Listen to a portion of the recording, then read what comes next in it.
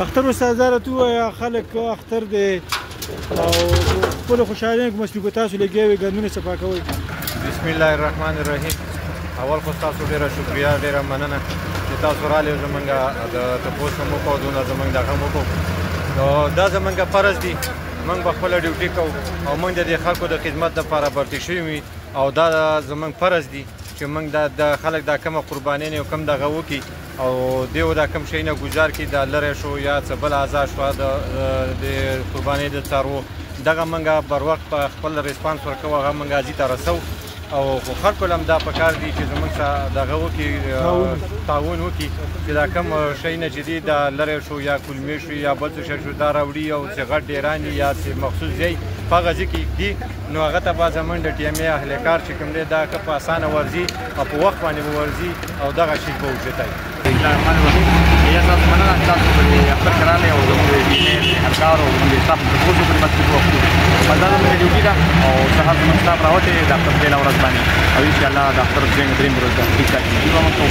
زموږ ډیوټي بند ده د مشرانو نه او زموږ امید دی ماښام پورې به لګي.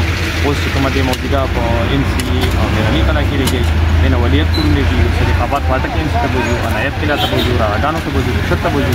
موږ د سیل مسټاف بیرو دی، نور کسان زموږ نور ځایونه کې لګي، دلته دا مشین دی، هلته دا پرایویټ مشین دی.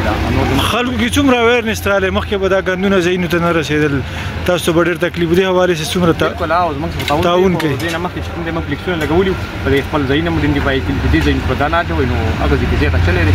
دا څه نشته، د مخکیني په نسبت تکلیف اوس کم دی، بیا هم شته دی خو لږ کم دی.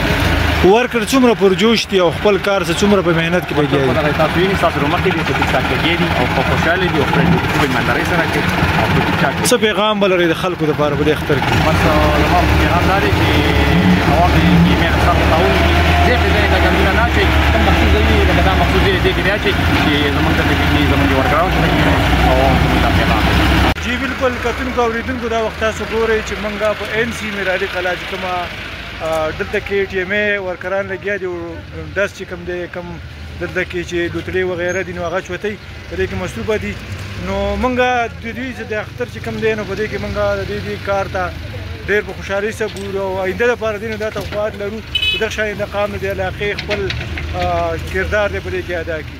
د بل پروګرام پورې خپل کوربه قیاس خان ورکړي اجازت چېرته مې ښاد آباد خوشحاله بریالي اوسي.